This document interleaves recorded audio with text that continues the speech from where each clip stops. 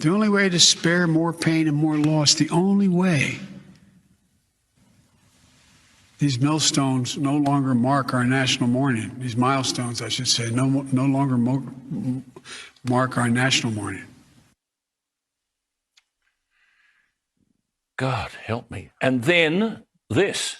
Here's another. This is a piece from Sky News. This is an overseas media entity where the host is like, "Dear U.S., your president is losing his marbles. This is kind of something to worry about." You don't think people overseas are noticing this? Keep in mind, this was from a month ago. Check this out. Putting Biden in this position of leading the world's democracies is elder abuse.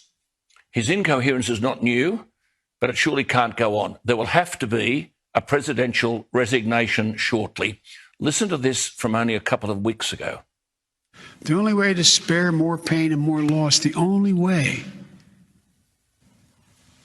These millstones no longer mark our national mourning. These milestones, I should say, no longer mark our national mourning.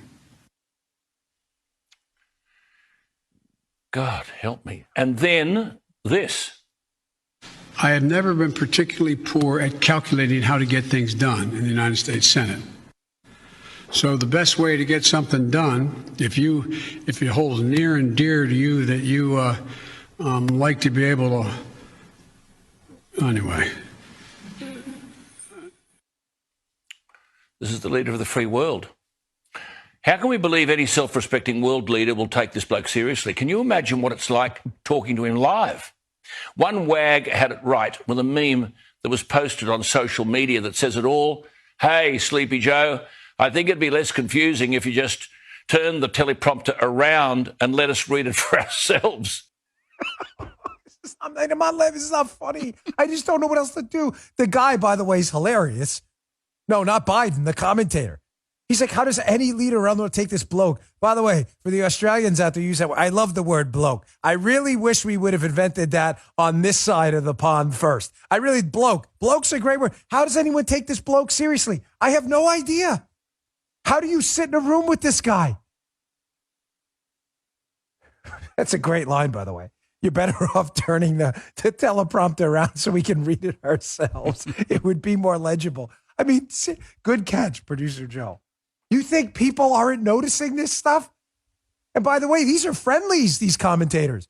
Can you imagine what the Chinese and Russian foreign enemies, nuclear-powered enemies of the United States, can you imagine what they're thinking right now? Listening to this guy. The blood of leaves on the tree of patriots needs to be watered with the decanter of love from the patriots of love and trees. What the hell are you talking about? Dude, can you ever get a quote right? How hard is this? Just put it in the teleprompter. The Tree of Liberty quote. It's not hard. Man alive, as my father would say. You just heard the Dan Bongino Show.